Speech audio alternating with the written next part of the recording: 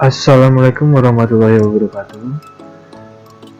Oke, kali ini saya akan membagikan tutorial bagaimana caranya untuk membuat halaman yang berbeda-beda ya jenisnya. Jadi di sini saya ambil sampel seperti ini. Jadi pada sebuah buku biasanya ada halaman depan ya. Halaman depan ini biasanya berisi judul, terus penulis. Ini biasanya undang-undang penerbitan. Di sini ada judul, kemudian penulis, kemudian ada logo penerbitan. Kemudian di sebelah sini ada halaman Prancis, halaman data buku, halaman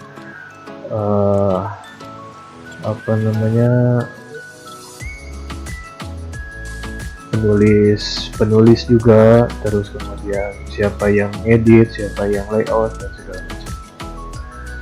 Kemudian di sini lanjut ke kata pengantar, daftar isi. Kita saja.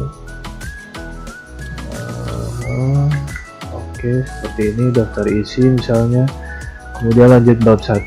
Nah, biasanya daftar isi itu masuk ke bagian awal ya. Bagian awal itu biasanya huruf Romawi, kemudian lanjut ke bab 1. Bab 1 itu adalah angka Latin ya, 1, 2, 3, 4, 5 dan seterusnya. Kemudian di halaman depan itu biasanya halamannya tetap dihitung tapi tidak terlihat.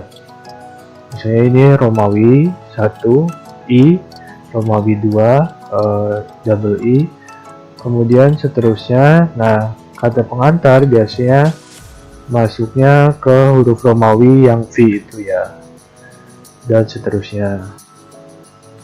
Nah, gimana caranya? Kita biasanya menggunakan langsung klik 2 kali bagian bawah ini. Nah, seperti ini. Nah, ini kita kembali lagi bagaimana formatnya atau jenis layoutnya. Itu bisa bermacam-macam. Ada yang dipisahkan antara ganjil dan genap, atau di bagian tengah saja. Biasanya simbolnya itu bagian tengah, tapi ini kita sekalian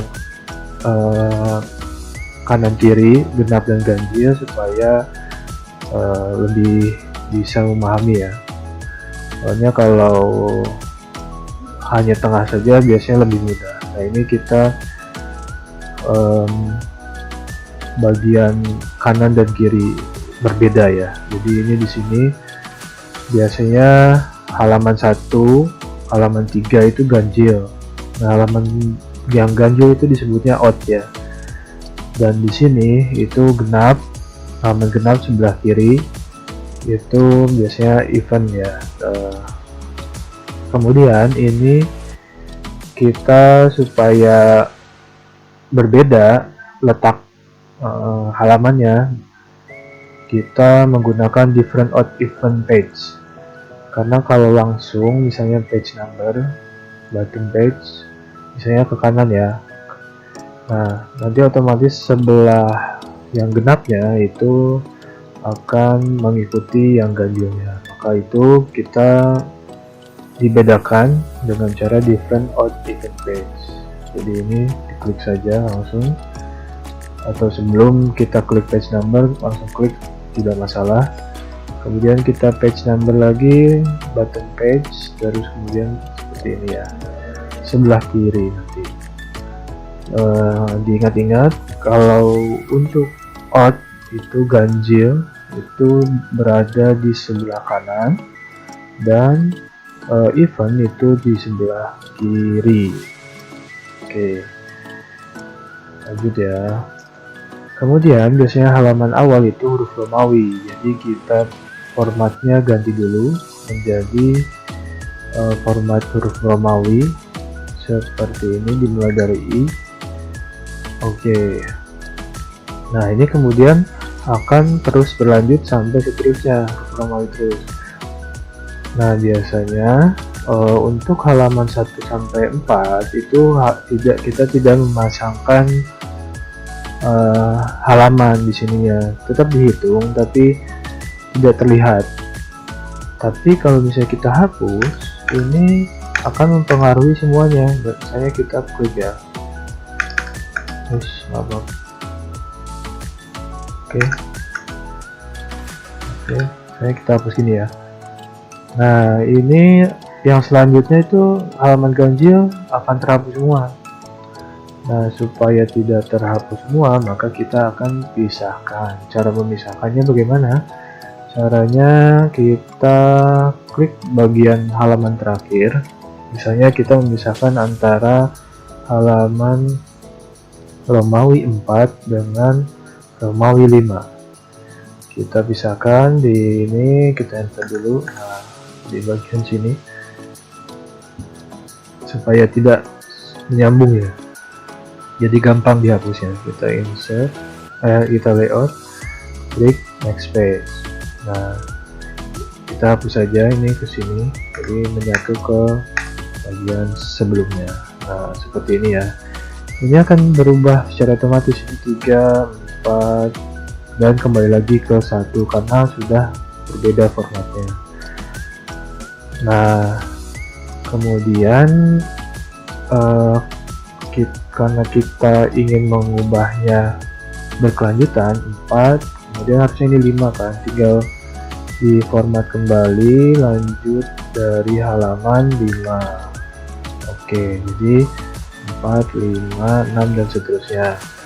Tetapi ini masih berhubungan, jadi kita hapus ini. Misalnya kita hapus seperti ini, bawahnya juga masih tetap hapus. Caranya bagaimana untuk memisahkannya? Ini caranya same as previous-nya harus dihilangkan. Tinggal kita klik bagian